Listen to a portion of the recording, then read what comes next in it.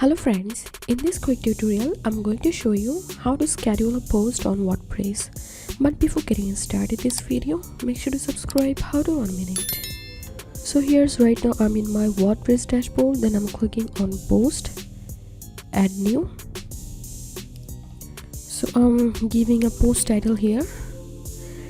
Click on this settings icon, and in this post section here you'll find this immediately option. Click on it. From here select the date and time you want to schedule the post. So I'm selecting January 8 January and 3:30 p.m. and then here you can see date has been added here, and now click on schedule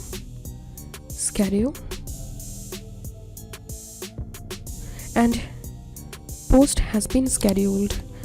So this is how we can schedule post in WordPress. If you find this video helpful, make sure to subscribe. How to 1 minute. Thanks for watching this video.